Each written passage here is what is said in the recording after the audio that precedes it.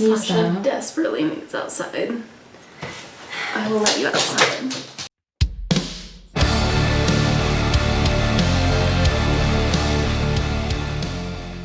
Hey, it's Megan. And Sue, The Spine Breakers. Today we are doing an August wrap-up. Yes, and while we do our August wrap-up, we are going to drink this Black is Beautiful beer by Crane Brewing Company. Yeah, and this is an Imperial Stout, and it is brewed to support justice and equality for people of color. So this was started by Weathered Souls Brewing Company, which is in San Antonio, Texas. And they shared this recipe with any brewery who wanted to participate in it. And so there's several breweries. I'll link the website below where you can like search and see if any breweries in your area are doing this. This Crane is actually from like the Kansas City area, I think, but they distributed down here, so I found it at the liquor store. But Raytown. Yeah, I think Raytown's near Kansas City. I think it is. I could be wrong. But the whole idea with this is that any brewery can participate, but a portion or perhaps all of the, I don't remember if it's just a portion or if it's all of the proceeds, but at least part of them have to go to local charities that support the Black community in some way. Which is awesome. Yeah, and Weathered Souls is a Black-owned brewery, I believe, that started this. So that's very cool. Yeah, I was happy to find it because none of the local Springfield breweries were doing it, but I was hoping someplace would distribute it down here, and they did. Luckily, they did. So I've already had it. Cheers. I have not tried it yet.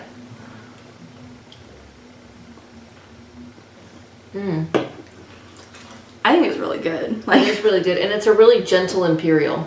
Because, like, I've said this before, but, like, typically Imperials, like, kind of are a little bit too much for me. Yeah. But this one just tastes like a nice stout. Yeah, and it's only 8% alcohol by volume, so it's not like a super strong Imperial. But yeah, it really doesn't taste Imperial, which for me is good. For me is good too. I know a lot of people really like Imperials, but to me they taste like booze. Yeah, and the whole... Sasha, are you throwing a fit? Yes. But no, it's really smooth. It doesn't have like a bitter aftertaste. Some stouts do, and a lot of Imperials do. Yeah, and I saw on the website that they use the same base recipe, but they did leave it open for breweries to like change it for like interpretation. If they wanted. Yeah, it was open to interpretation. So it's possible that a Black is Beautiful beer from a different brewery might taste a little different than this one, but this one is really good. This one is very tasty. Yeah, very good and like super good cause. Yeah. Also, arrest Breonna Taylor's killers and defund the police. Yeah. Cheers. Cheers.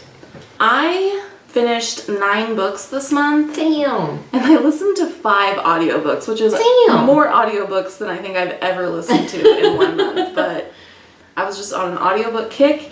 And also, it was the month of romance for me. Romance. I love it. Read a lot of romance.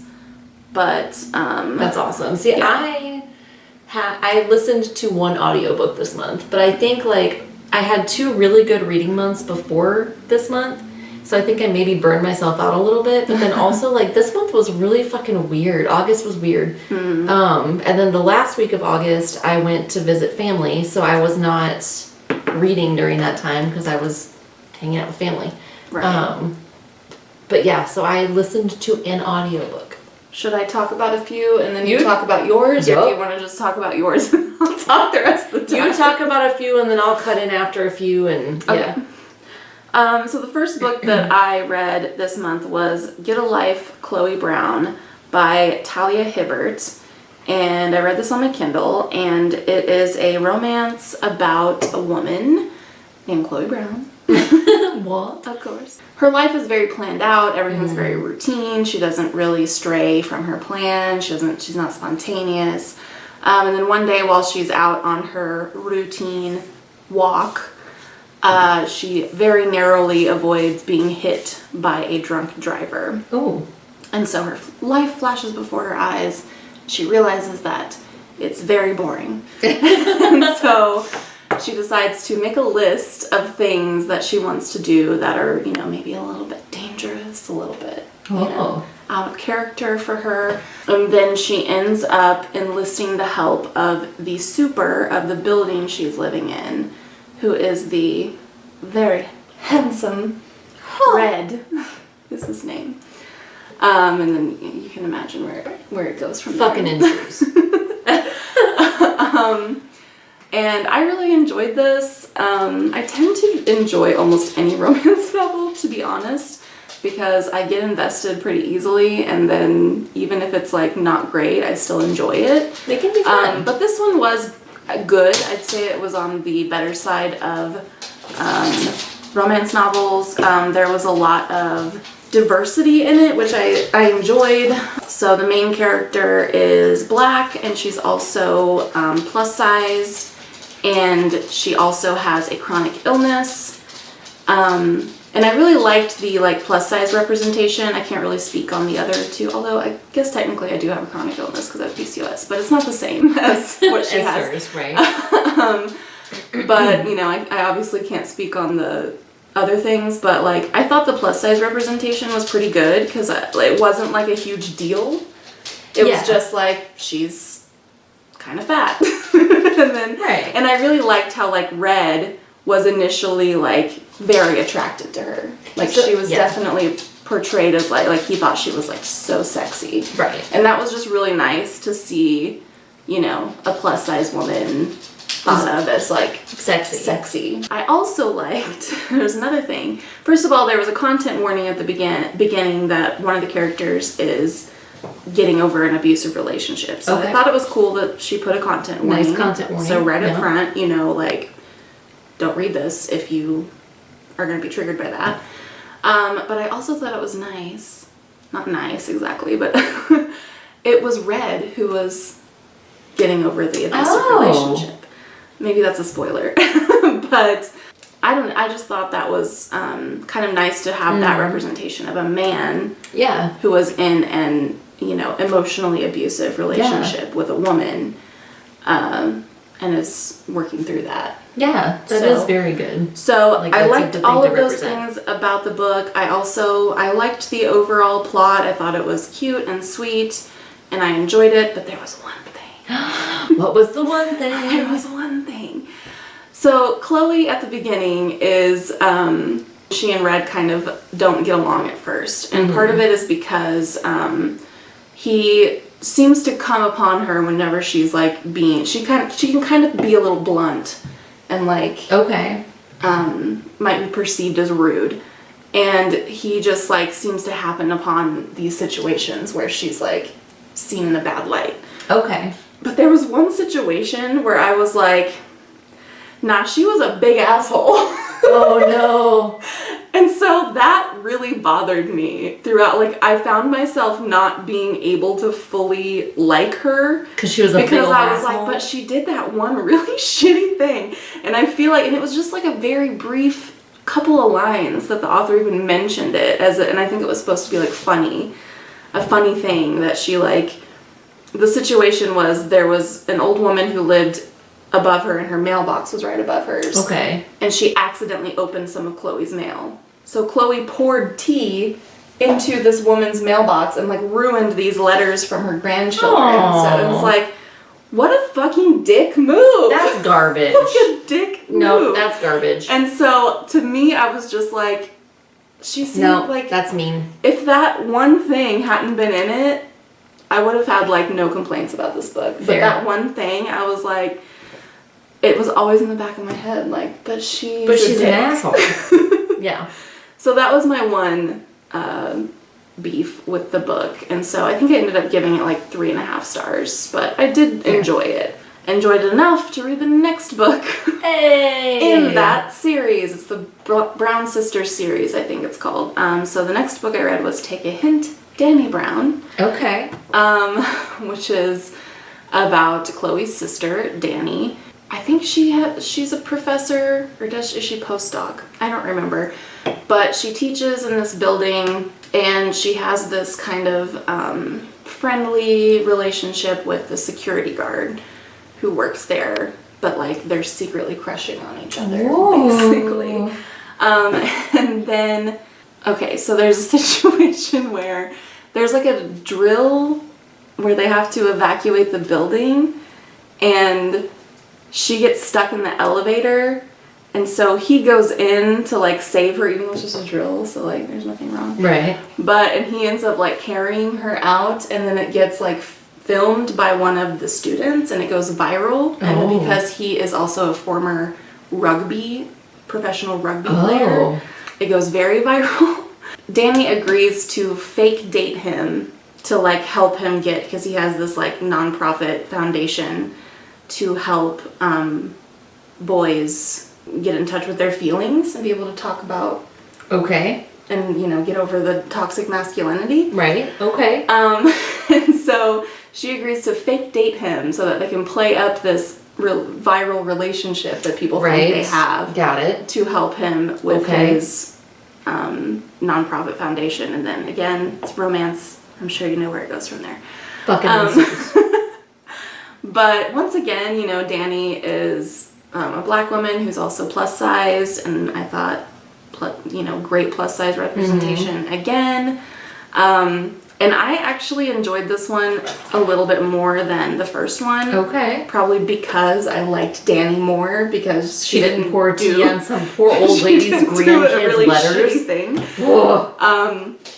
Yeah, and I also liked her love interest. Zephyr seemed hotter to me than Red. Fair. Basically. It was just basically. A former rugby player. Yes, please. Yeah. I'm on board. Yeah, so I did enjoy that one more than the first one. I gave it 4 stars. Nice. And I probably will read the third one when it comes out, because there's 3 sisters. So there's one coming out about the youngest sister, Eve. Okay, so the next book I finished was an audiobook, and I listened to Before Mars by Emma Newman, read by Emma Newman. And this is the 3rd book in the Planetfall series. And this I'm excited to hear your thoughts.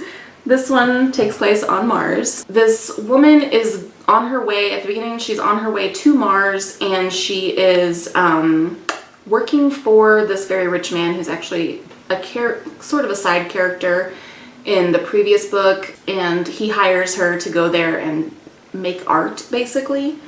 But she's also a geologist, and there's like this weird reality show that's filmed there, and so she's kind of like joining that crew. But as soon as she gets there, it's clear that like something's fishy.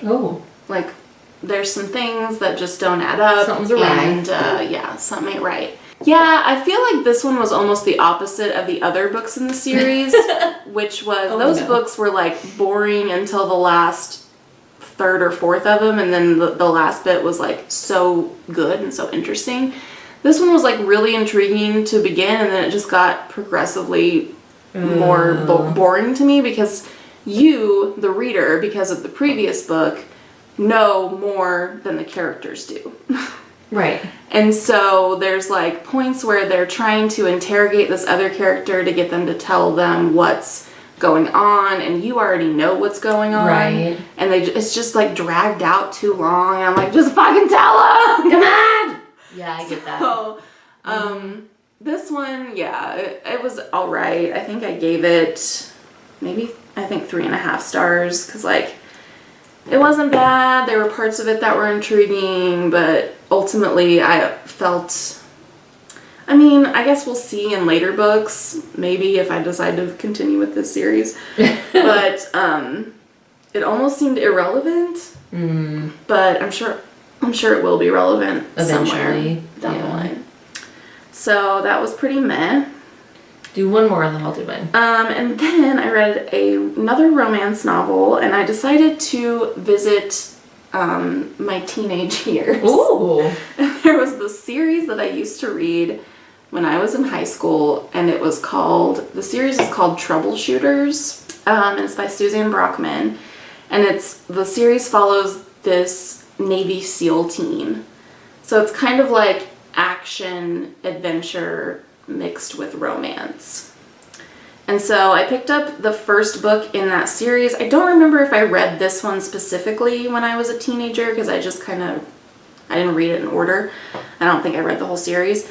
But this one's called The Unsung Hero. And so we're following he's like the leader of the SEAL team. I don't remember what that's called. Lieutenant? I don't know. But he has just had a head injury on a mission. And so he goes back to his hometown to recover from that for a while. Just so happens that this woman who he was close with when they were teenagers is also home visiting, we're not visiting, but staying with her father because he's dying of cancer, so she's taking care of him. Again, romance novel. Fucking happens. You know what happens next. Fucking ensues. And this was okay. It was alright. I gave it 3 stars. It was like, a lot of the descriptions of all the characters were so redundant. Like, I don't know if redundant's the right word, but she described eyes so much. Everyone was all about their eyes. All and the I'm like, eyes. oh my god. And then she also described white women as looking exotic. And I was like, ugh.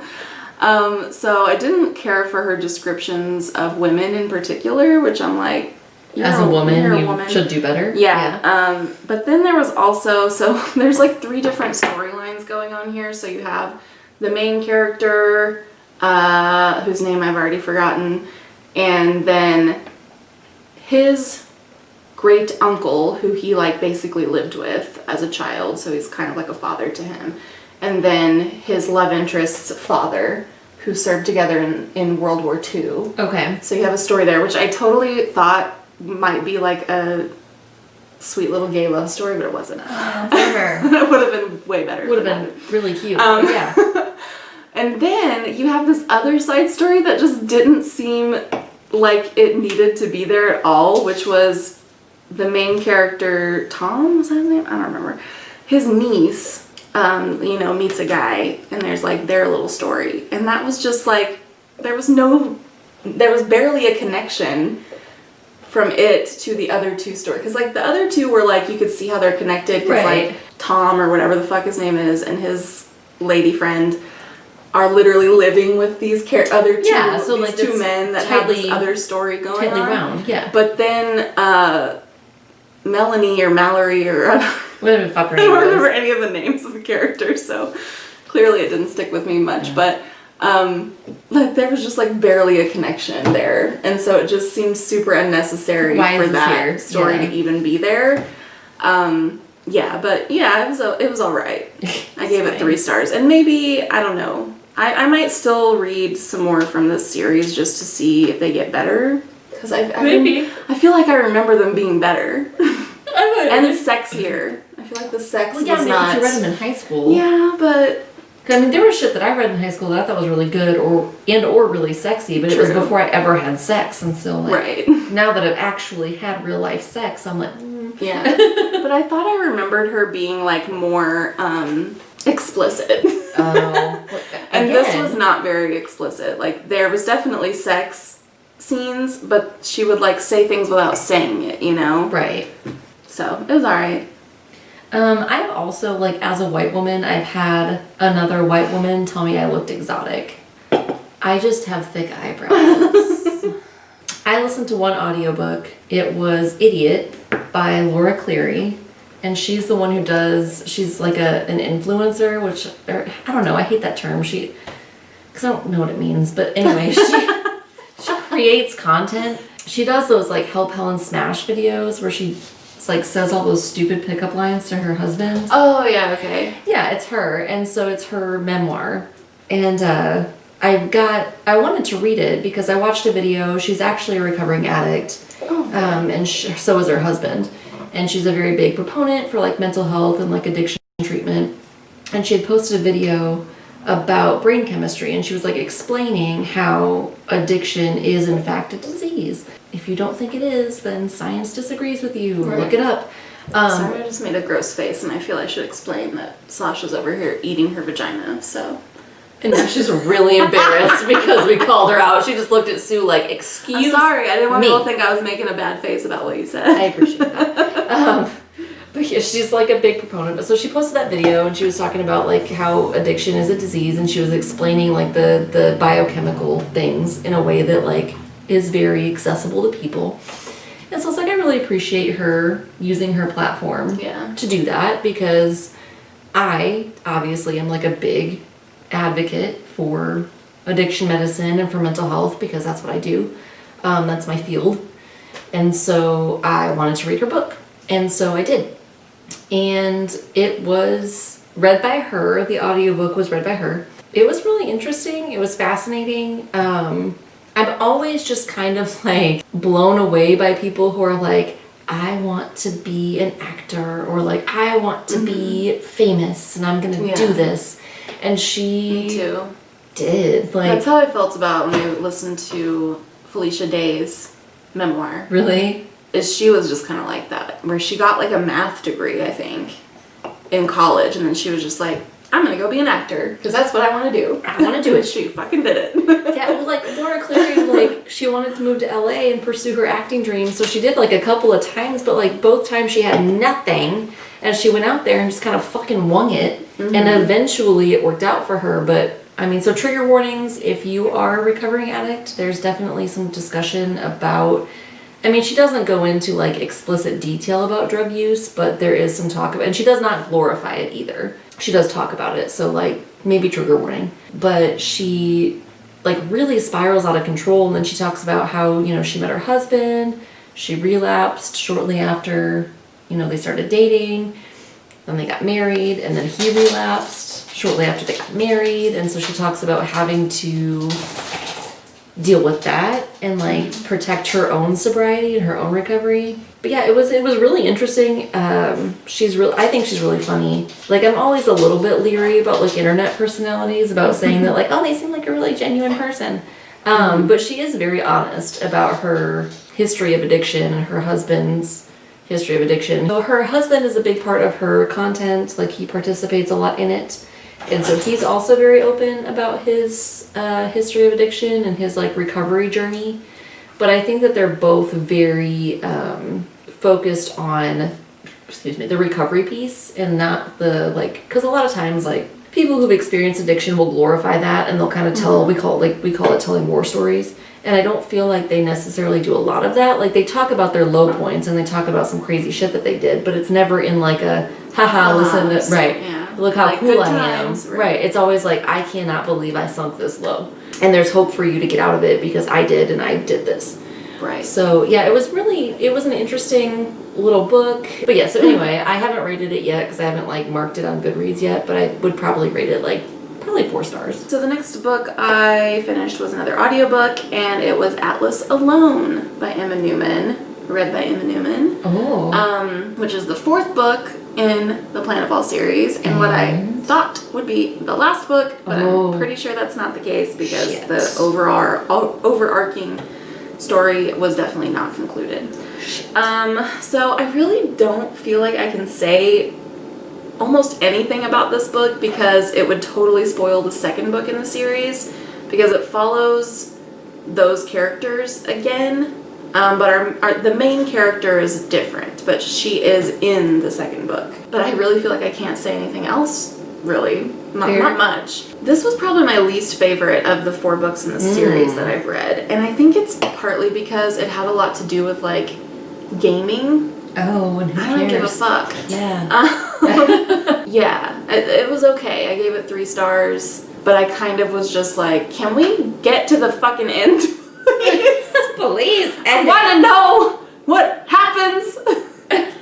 What happened to the people in the first book? They haven't been mentioned again. Finish this shit series. Yeah. Come on, Emma Newman. And Emma Newman, speaking of audiobook wise, I think she does pretty. I guess she like reads audiobooks as well. Oh, really? As a profession. Nice. And I think she does a pretty good job. She's not great at doing American accents, but it's fine. And then the next book I finished was another audiobook called The Unhoneymooners by It's by Christina Lauren, and which is actually a pen name for two women who write together. Oh, we should do that.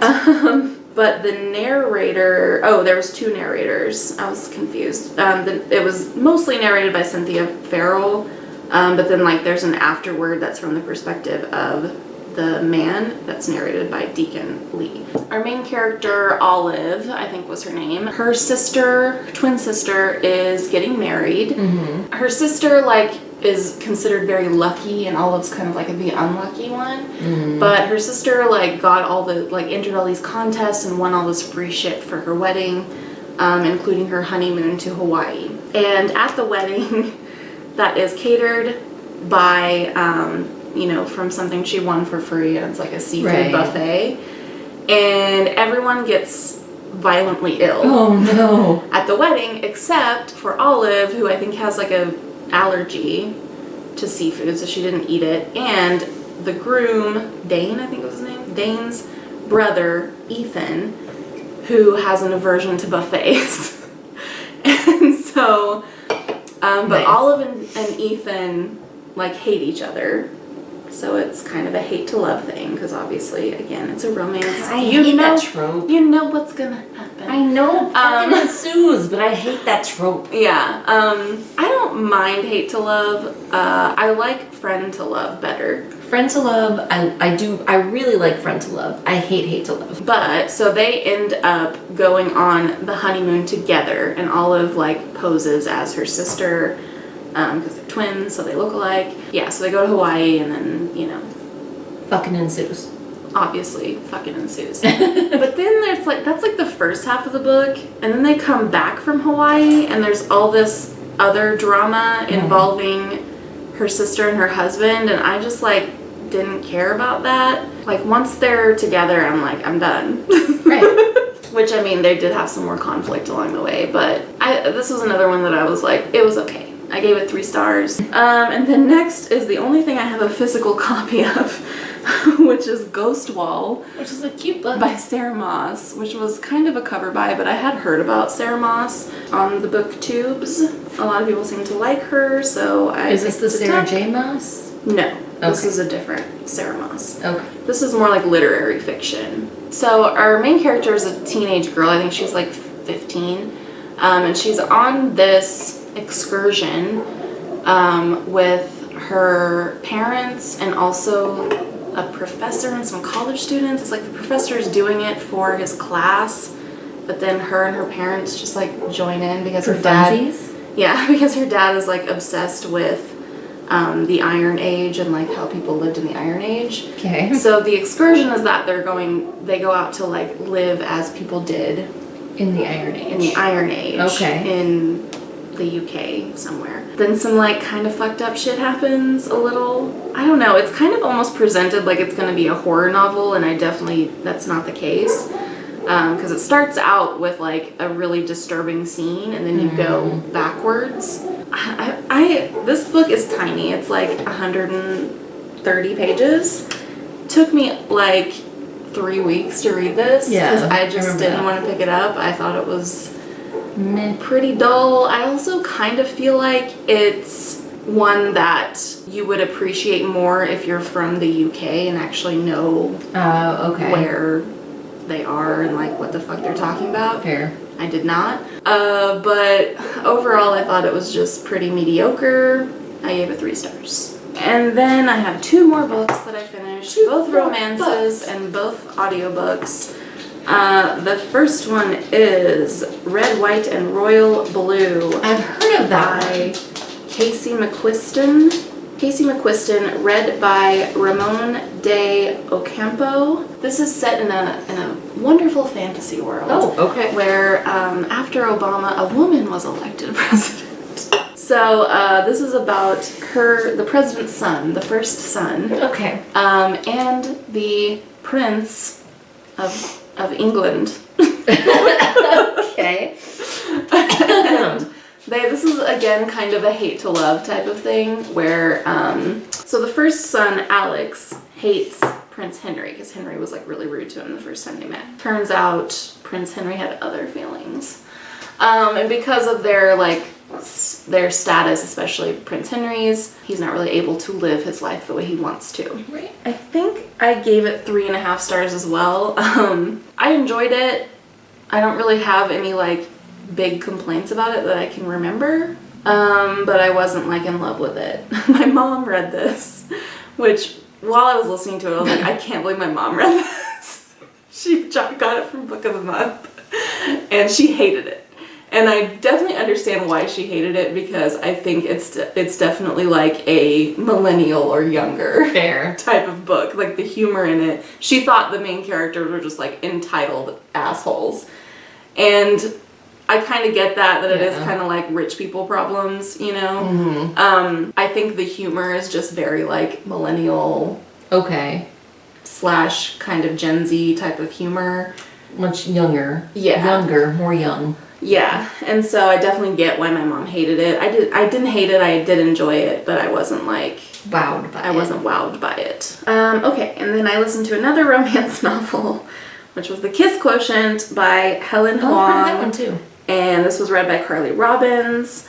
So this is about a woman who she's autistic, and so she has a lot of trouble with relationships. Mm-hmm. So she decides to hire a escort to teach her how to have sex. And so it's been like, the premise is like very silly.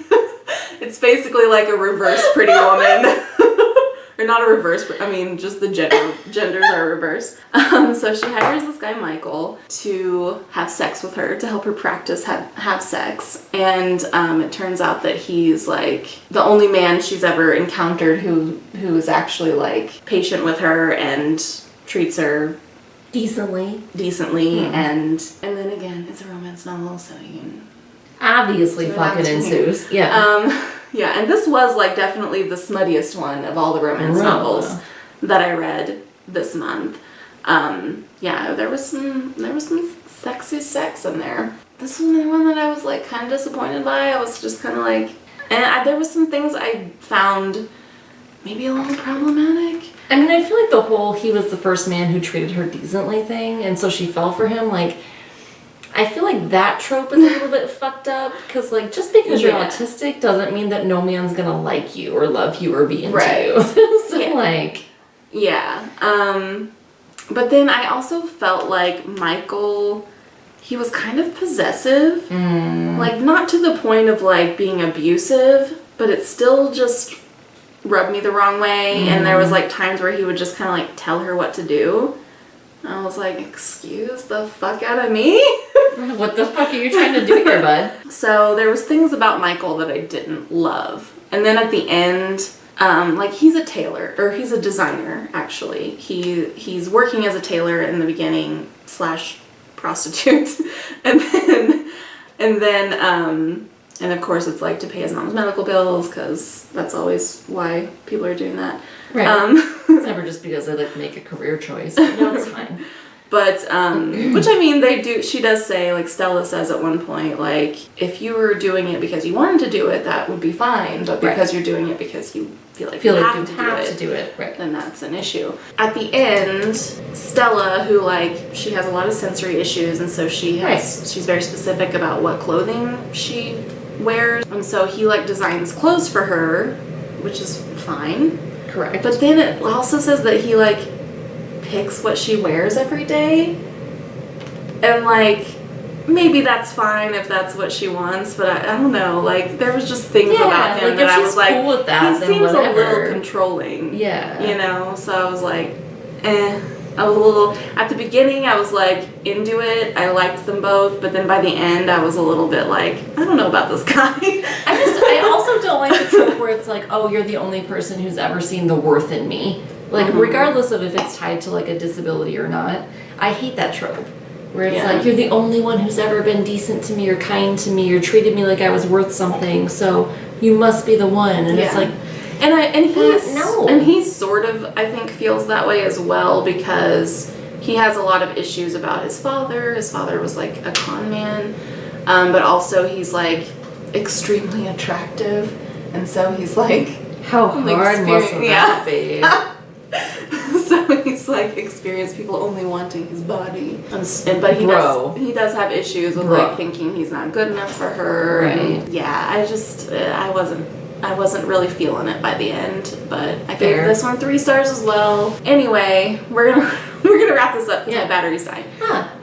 Yeah, but I do enjoy romance, and I probably will continue reading romance novels. You should. I like it. You definitely should. So yeah, this beer is good. It is really good. Like I said, I'll link it. I'll link the website down below where you can see if they have this in your area. Go check it out. Yeah, and you can always go to breweries and get like growlers to go if you don't want to go in and sit. But check it out. Yeah, that's gonna be it for us. We'll see you next time. Bye. Bye.